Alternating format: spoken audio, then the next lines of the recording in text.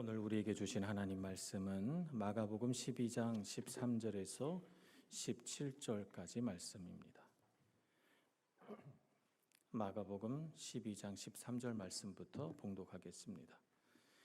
그들이 예수의 말씀을 책잡으려 하여 바리새인과 헤롯 땅 중에서 사람을 보내매 와서 이르되 선생님이여 우리가 아노니 당신은 참되시고 아무도 꺼리는 일이 없으시니 이는 사람을 뱀으로 보지 않고 오직 진리로서 하나님의 도를 가르치심이니이다. 가이사에게 세금을 바치는 것이 옳으니까 옳지 아니하니까 우리가 바치리이까 말리이까 한데 예수께서 그 외식함을 아시고 이르시되 어찌하여 나를 시험하느냐 데나리온 하나를 가져다가 내게 보이라 하시니 가져왔거늘 예수께서 이르시되 이 형상과 이 글이 누구의 것이냐 이르되 가이사의 것이니이다.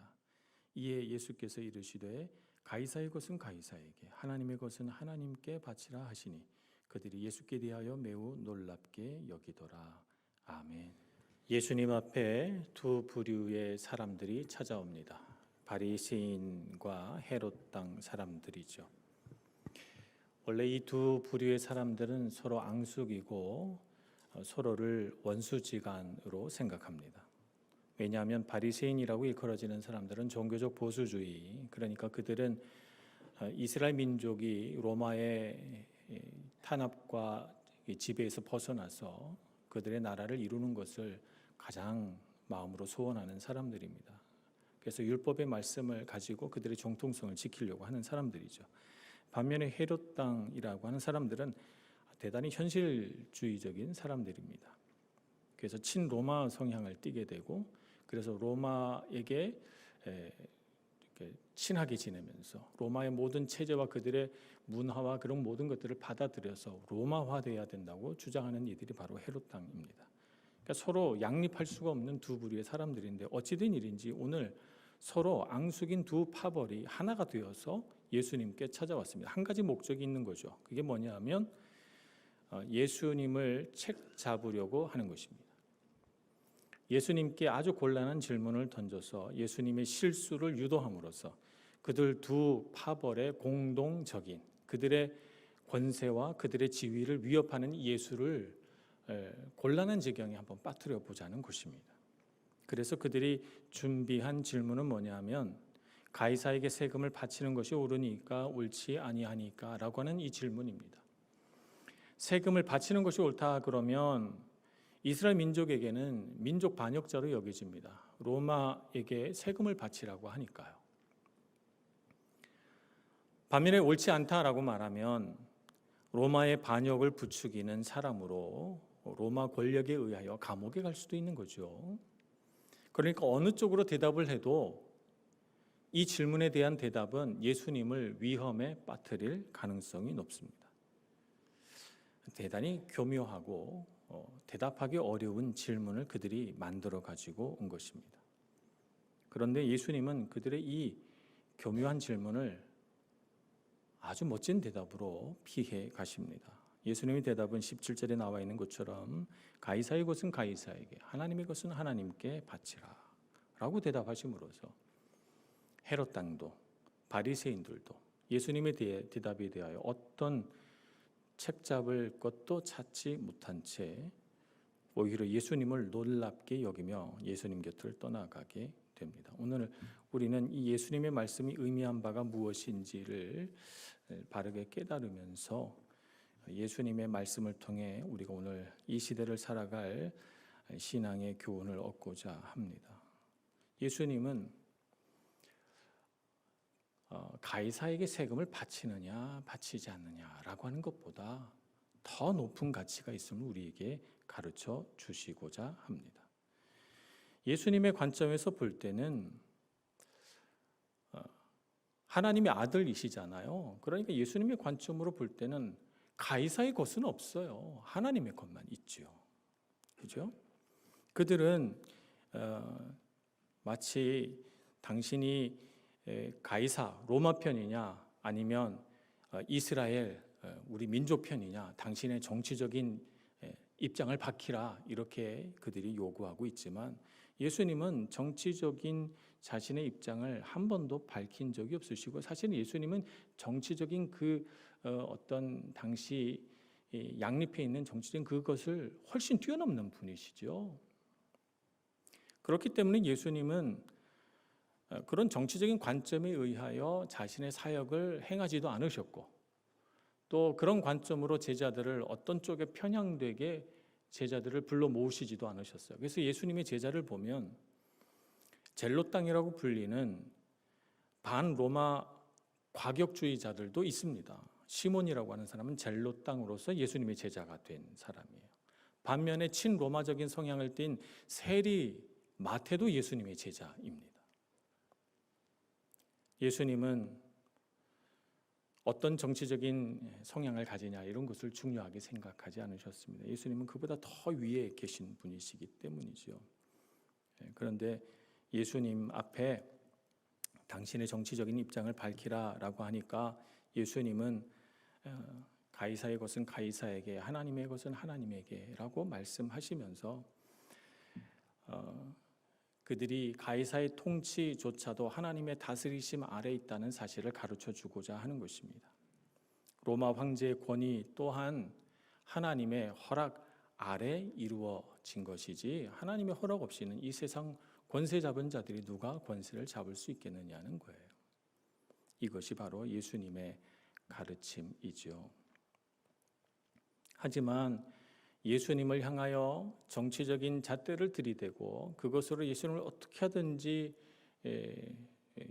그 정치적인 어떤 편에 묶어가지고 예수님을 해하려고 하는 사람들의 시도는 계속 이어집니다. 그래서 결국 예수님은 반대자들이 원한 대로 정치적인 이유가 붙여져서 재판에 넘겨지죠. 예수님의 죄목은 유대인의 왕이라는 것입니다. 말하자면 예수님이 유대인의 왕이라고 자기를 부르면서 반로마 정치 활동을 했다는 거죠. 그래서 반역죄로 예수님을 십자가형에 넘기게 됩니다. 예수님은 그런 정치 활동을 한 바가 없죠. 예수님은 스스로 자신의 하나님의 아들이심을 알고 이 땅 가운데 하나님의 나라가 이루어지기를 바라셨고, 그래서 빌라도가 내가 유대인의 왕이냐라고 물을 때 예수님은 거기에 대해서 시인도 부인도 하지 않으시며 내가 말하였도다 이렇게 말씀하셨습니다. 그리고 예수님의 십자가 위에 죄패로 유대인의 왕이라고 써 붙였지만 그것은 오히려 신자들에게 그분은 참으로 우리의 왕이셨다라고 하는 신앙 고백이 되게 만드셨죠. 옳으냐 그르냐, 정치적인 입장이 이러하냐 저러하냐, 좌파냐 우파냐, 이런 것은 예수님에게 중요하지 않았습니다. 예수님은 그보다 더 높은 것에 헌신하셨기 때문입니다. 인간의 모든 죄를 자신이 대신 지고 그 죽음의 십자가 죽음으로써 그 모든 죄를 사하시려고 하셨던 것입니다. 그래서 우리 인간의 죄를 틈타 들어온 사탄의 모든 속임, 사탄의 모든 권세를 이 땅에서 없이 하고 우리를 그 모든 권세로부터, 죽음의 권세로부터 해방시키는 것이 예수님의 목표였습니다. 불의한 세상 권력 가운데서도 하나님의 다스림과 하나님의 구원의 은총이 있음을 보여주시는 것이 예수님의 더 높은 가치였죠. 그래서 그것을 위하여 예수님은 정치적으로 오해받고 때로는 누명을 쓰고 때로는 불의한 재판관에 의하여 재판을 받고 불의한 고난 속에 있다 할지라도 예수님은 그것을 거절하지 않으시고 옳지 않다라고 말씀하지 않으시고 그 길을 따라 묵묵히 걸어가셨던 것입니다. 예수님은 공생의 기간 중에도 우리에게 우리가 따라야 할 더 높은 가치가 있다는 것을 가르쳐 주셨습니다.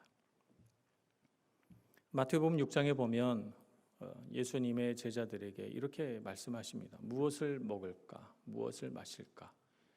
몸을 위하여 무엇을 입을까? 염려하지 말라. 하늘의 새를 보라. 들의 백합화를 보라.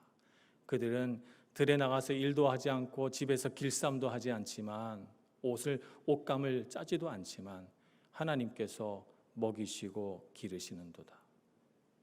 그들의 모든 영광이 솔로몬의 모든 영광보다 더 크지 않느냐라고 가르치시면서 우리에게 무엇을 먹을까, 무엇을 마실까 하는 일상의 모든 그런 가치보다 더 높은 가치가 있음을 가르쳐 주십니다. 그래서 너희는 먼저 그의 나라와 그의 의를 구하라, 우리에게 가르치셨던 것입니다. 예수님께서 그렇게 걸어가셨듯이 우리도 더 높은 가치를 바라보고 그 가치에 헌신하며 살아가라고 우리를 부르신 것입니다. 예수님의 제자들은 그 가르침을 가슴으로 받아들였습니다. 가슴으로 받아들이고 정말 그렇게 살아야 되겠다. 내 인생의 가치는 내가 먹고 자고 마시고 하는 것에 있는 것이 아니라 정말 더 높은 가치를 위하여 내가 부르심을 받았구나 하는 것을 알았죠. 그래서 예수님의 제자 가운데 한 사람인 사도 바울은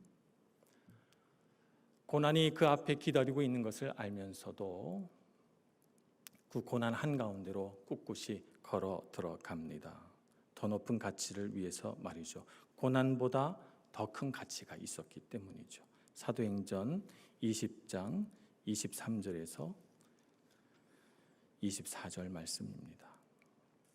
오직 성령이 각 성에서 내게 증언하여 결박과 환난이 나를 기다린다 하시나 내가 달려갈 길과 주 예수께 받은 사명 곧 하나님의 은혜의 복음을 증언하는 일을 마치려 하면은 나의 생명조차 조금도 귀한 것으로 여기지 아니하노라.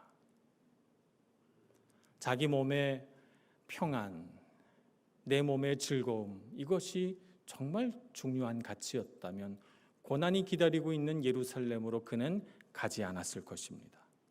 그러나 자기의 일상 혹은 자기의 복락보다 더 중요한 가치가 있다는 것을 알았기 때문에 예수님처럼 사도 바울은 고난 한복판으로 달려가고 오히려 그 고난의 길이 복음을 전파하는 통로가 되기를 바랐기 때문에 그 무수한 억울한 고소와 그 무수한 고통스러운 재판의 과정 속에서도 계속해서 그 재판정에서 예수 그리스도를 증거하며 로마까지 달려가고 있는 것입니다. 여러분, 우리에게도 더 높은 가치가 있습니다. 우리가 살아가는 것이 이 땅에서 먹고 마시는 일에 그 즐거움이 있는 것이 아니라 우리는 주님의 복음을 전하는 일에 부르심 받은 제자들입니다. 내 삶으로, 내 입술로 주님의 주님 되심을 증거하는 삶을 살아서 하나님 앞에 영광이 되기를 간절히 소원합니다. 그렇게 살 때 우리 삶에 복이 있습니다. 마태복음 5장에 보면 팔복을 소개하지 않습니까? 심령이 가난한 자는 복이 있나니 그러면서 8가지 복을 쭉 설명하는데 사실은 이 마태복음 5장의 복은 8복이 아니라 9복입니다. 11절 12절에 보면 또 한 가지 복을 소개하고 있습니다. 나로 말미암아 너희를 욕하고 박해하고 거짓으로 너희를 거슬러 모든 악한 말을 할 때에는 너희에게 복이 있나니 기뻐하고 즐거워하라. 하늘에서 너희의 상이 큼이라. 이렇게 선언합니다. 그러니까 예수님을 믿노라 하면서 살아가다 보면 우리에게 때로는 억울한 일도 생기고 세상의 오해도 받고 때로는 거짓으로 우리를 거슬러 거짓 증언하는 사람도 있을지 몰라도 그런 일이 너희에게 있거든 내가 복이 많구나 라고 생각하라는 거예요. 고난이 찾아오거든 이게 내가 복이구나. 예수 잘 믿어서 내 이 고난으로 주님을 증거하는 거구나 라고 생각하며 더 높은 가치를 바라보라는 것이죠. 그래서 고난 중에 기뻐하고 즐거워하라. 하늘에 너희의 상이 큼이라. 이렇게 위로하십니다. 우리가 이렇게 세상 어려움 속에서도 소망을 가지고 더 높은 일에 헌신할 수 있는 이유는 예수님께서 이 모든 환난과 어려움을 다 이기셨기 때문입니다. 십자가를 지고 우리의 죄를 대속하셨고 우리를 넘어뜨리려고 하는 모든 악한 사탄의 그 권세를 다 이기셨기 때문입니다. 그래서 우리는 안심하고 고난 가운데 들어가도 고난이 고난되지 않습니다. 우리는 주님의 사랑으로 넉넉히 이길 수 있는 것입니다. 요한복음 16장 33절에서 예수님은 이렇게 제자들을 위로하십니다. 이것을 너희에게 이르는 것은 너희로 내 안에서 평안을 누리게 하려 함이라. 세상에서는 너희가 환난을 당하나 담대하라. 내가 세상을 이기었노라. 이미 이기셨다는 거죠. 이기셨기 때문에 우리가 세상에서 환난을 당한다 해도 걱정할 것이 없습니다. 이미 이겨놓은 싸움이라는 거예요. 주님께서 다 이겨놓으셨기 때문에 우리가 걱정할 일이 없고 오히려 환난 속에 있어도 평안을 누리라. 우리에게 이렇게 말씀하고 있습니다. 그래서 우리가 두 번째 생각해 보아야 할 것은 더 높은 가치를 추구하는 삶을 살 때 우리에게 필연적으로 영적인 전쟁이 있다는 것을 우리가 인식해야 된다는 것입니다. 더 높은 가치를 추구할 때 전쟁이 있습니다. 우리가 이것을 알고 그리고 거기에 대하여 담대한 마음으로 대처해야 됩니다. 오늘 예수님 앞에 나온 이 두 부류의 사람들은 예수님에게 이 함정이 있는 질문을 던지기 전에 예수님을 칭찬하는 말을 멋지게 합니다. 14절에 보면 이렇게 말합니다. 선생님이여 우리가 아노니 당신은 참되시고 아무도 꺼리는 일이 없으시니 이는 사람을 외모로 보지 않고 오직 진리로서 하나님의 도를 가르치심이니이다. 이렇게 말합니다. 이들의 말을 들어보면 참 말이 너무 아름답고 예수님에 대해서 이들이 참 잘 알고 있네 하는 생각이 듭니다. 예수님을 칭찬하고 이 말만 들으면 그들이 참 예수님을 잘 믿을 것 같은 생각이 드는데 그런데 이 말 속에 예수님을 해하려는 의도를 감추고 있습니다. 감추고 예수님에게 막 이렇게 칭찬함으로써 예수님이 그 칭찬에 눈이 어두워져서 실수하기를 그 칭찬에 마음이 즐거워져서 예수님이 어떤 경솔한 선택을 하기를 바라는 마음으로 막 칭찬을 해주는 거죠. 그런데 예수님은 어떻습니까? 15절에 보면 예수께서 그 외식함을 아셨다라고 기록하고 있습니다. 아셨습니다. 아시고 그들을 꿰뚫어 보시고 그들의 칭찬 속에 날카로운 칼이 감추어져 있는 것을 아시고 그들에게 데나리온 하나를 가져오라. 그러면서 그 데나리온에 새겨져 있는 것이 누구의 형상이며 누구의 글인가 그들에게 묻고 로마의 지배 아래서 로마의 질서를 따르며 로마가 주는 영화와 평안을 누리고 있으면서 마치 자신들은 로마와 아무 상관이 없는 사람처럼 예수님에게 당신의 정치적 입장은 무엇이요? 라고 물으면서 예수님을 올가매려고 하는 해하려고 하는 그들의 위선을 따끔하게 꼬집고 있는 것입니다. 창세기에 아담과 하와를 유혹한 뱀도 그와 같은 방식으로 유혹했습니다. 선악을 알게 하는 나무의 열매를 따먹는 날에는 반드시 죽으리라. 분명히 하나님께서 반드시 죽으리라고 말씀하셨어요. 근데 뱀은 아담과 하와를 찾아와서 말하기를 너희가 결코 죽지 아니하리라. 반드시를 결코로 바꿉니다. 결코 죽지 아니하리라. 오히려 그들에게 용기를 북돋우며 말하기를 너희의 눈이 밝아져서 너희가 하나님과 같이 되리라. 이렇게 말하죠. 그죠? 뱀 마음속에는 사람을 타락시켜서 그들이 하나님과 친밀한 교제를 하지 못하게 만들고 그들이 죄책감과 고통 속에서 이 세상을 괴롭게 살아가기를 바라는 마음이 있어요. 해하려는 마음이 있는데 그 해하려는 칼을 감추고 아담과 하와 앞에서는 결코 죽지 아니하여 하나님과 같이 되리라. 마치 아담과 하와를 위하는 것처럼 그들에게 말하고 있는 것입니다. 눈을 어둡게 하고 참과 거짓을 구분하지 못하게 하고 빛과 어두움을 분별하지 못하도록 눈을 가리면서 하나님의 말씀과 정반대되는 말을 아담과 하와의 마음속에 심으려고 했던 것입니다. 근데 불행하게도 아담과 하와는 뱀의 유혹에 넘어가고 맙니다. 눈이 어두워져서 그런가 하고 하나님의 명령을 어기고 맙니다. 오늘 우리는 아담과 하와의 실수를 반복하지 말아야 되겠습니다.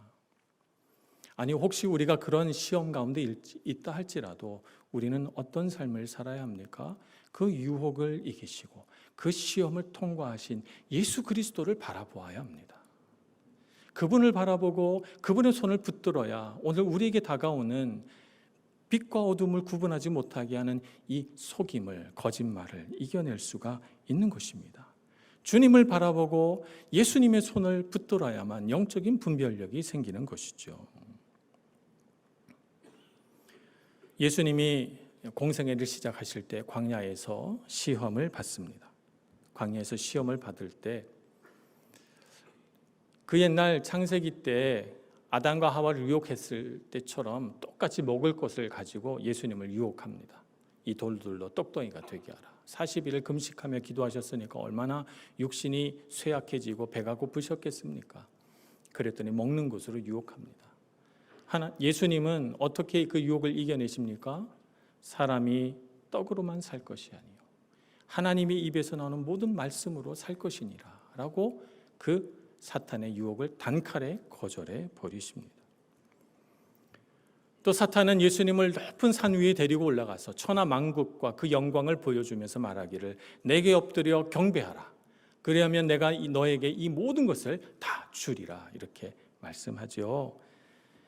마태복음 4장 10절에 나와 있는 예수님의 대답은 단호합니다. 이렇게 기록하고 있습니다. 사탄아 물러가라 기록되었으되 주 너의 하나님께 경배하고 다만 그를 섬기라 라고 사탄을 향하여 대답하십니다. 창세기 3장에서 실패한 것을 지금 마태복음 4장에서 회복하고 있는 거예요. 아담이 실패한 것을, 하와가 실패한 것을 예수가 다시 회복시키고 있는 것입니다. 그래서 우리가 이 세상을 살아가면서 우리에게 다가오는 날카로운 칼을 숨기고 거짓과 속임으로 우리를 넘어지게 하려는 사탄의 모든 시도를 어떻게 이길 수가 있는가? 예수님의 손을 붙들어야 합니다. 그분과 함께 있고 그분의 관점을 가져야 우리가 영적인 싸움에서 승리할 수 있는 것이죠. 그래야만 우리가 예수님을 바라보며 더 높은 가치를 추구할 수 있게 되고 단지 이 세상에 먹고 마시는 문제에 매여 살아가지 않고 이 세상에서 옳으냐 그르냐 적법하냐 불법하느냐라고 하는 이런 불필요한 논쟁에 휩쓸려 살아가지 않게 되는 것입니다. 거룩하고 능력 있는 그리스도인이 되는 것이죠. 마태복음 4장의 말씀이 참 중요하다고 생각한 우리 신앙의 선각자들이 많이 있었습니다. 그 중에 17세기 청교도 사상가였던 존 밀턴은 신라권이라는 책을 지은 것으로 유명합니다만 그 이후에 그가 실명한 이후에 그가 복락원이라고 하는 책도 썼습니다. 잃어버렸던 낙원을 다시 얻는다라고 하는 것입니다. 그래서 원제는 Paradise Regained라고 되어 있습니다. 거기에 이 마지막 세 번째 시험에 대하여 자세하게 시를 쓰듯이 썼는데요. 예수님의 대답이 너무나도 아름답습니다. 예수님의 대답을 아주 실감나게 묘사해 놓았는데 그 예수님의 말씀을 한번 제가 읽어보겠습니다. 그대는 감히 하나님의 아들더러 저주받은 그대를 섬기라 하는가? 이번에는 더욱 저주받았으니 그 계획은 하와 때보다 좀 더 대담하고 불경하여 비탄만이 기다리는도다. 세상 나라들이 그대에게 주어졌다 하지만 그것은 허용되지 않는 것을 횡령한 것이니 그대는 그 밖에 어떤 것도 줄 것이 없도다. 주어졌다면 모든 왕의 왕이시요 모든 것 위에 뛰어나신 하나님 이외에 누가 주었겠는가? 그대는 받고 나서 준 그분에게 얼마나 잘 갚았는가? 그대에게서 감사의 마음은 오래전에 없어졌도다. 그대는 두려움과 수치를 이다지도 모르고 하나님의 아들인 나에게 나의 것을 주면서도 그렇게 끔찍한 조건을 걸고 엎드려 그대를 하나님으로 경배하라 하는가? 비켜나거라. 이제 보니 그대는 분명히 저와 사악한 존재, 영원히 저주받을 사탄이로다. 예수님의 대답을 존 밀턴의 문학 작품으로 보며 가슴이 뭉클해지고 우리 마음에 믿음이 생겨납니다. 자기의 것도 아닌 하나님의 것을 자기 것이라고 하면서 하나님의 아들, 그 하나님 나라의 상속자인 예수님께 내가 너에게 주겠다라고 거짓말을 하고 있는 사탄의 모습이 예수님의 눈에 얼마나 사악하게 비춰졌겠습니까? 그래서 그 사탄을 향하여 감사의 마음도 사라지고 하나님을 경외하는 마음도 사라진 그 저주받은 마음을 준엄하게 꾸짖으시면서 오직 하나님만 경배하라 말씀하고 있는 것입니다. 오늘날 이 세상을 바라봅니다. 누구의 것입니까? 누구의 다스리심 아래 있습니까? 가이사의 것이냐 아니냐 따지는 것이 얼마나 무익합니까? 하나님의 다스림 안에 우리가 있음을 알고 내게 주어진 모든 것이 하나님의 은혜인 줄 알고 주님의 다스리심이 내 마음에 있기를, 주님의 다스리심이 내 삶에 있기를, 이 세상에 하나님의 다스림 안에 있기를 간절히 바라며 살아가는 저희 모두가 되기를 소망합니다. 그래서 여러분 분별하고 물리치시기 바랍니다. 여러분이 예수님과 손잡고 날카로운 칼을 숨기고 우리에게 다가와서 교묘하게 우리를 속이고자 하는 어떤 사탄의 시도에도 넘어가지 마시고 분별하고 물리치시는 여러분들 되셔서 주님께서 승리하신 그 승리를 만끽하고 그 안에서 평안을 누리시는 여러분 되시길 축복합니다. 그렇게 살아갈 때 우리의 삶이 정말 평안한 것입니다.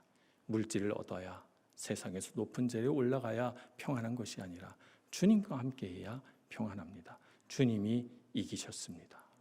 두려워하지 마시고 문제보다 더 크신 하나님, 세상보다 더 높으신 주님을 찾고 바라보시는 여러분 더 되시길 간절히 축원합니다. 기도하겠습니다. 자비하신 하나님, 우리의 눈을 열어 주옵소서. 우리로 하여금 하나님의 크신 능력과 은혜를 바라보게 해주시고 우리 마음속에 거짓을 심고자 하는 어떤 사탄의 시도에도 넘어가지 않도록 우리를 온갖 시험과 유혹으로부터 지켜 주옵소서.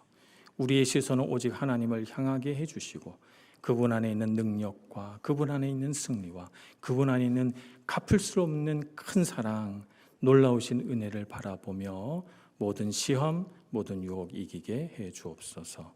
예수님의 이름으로 기도합니다. 아멘.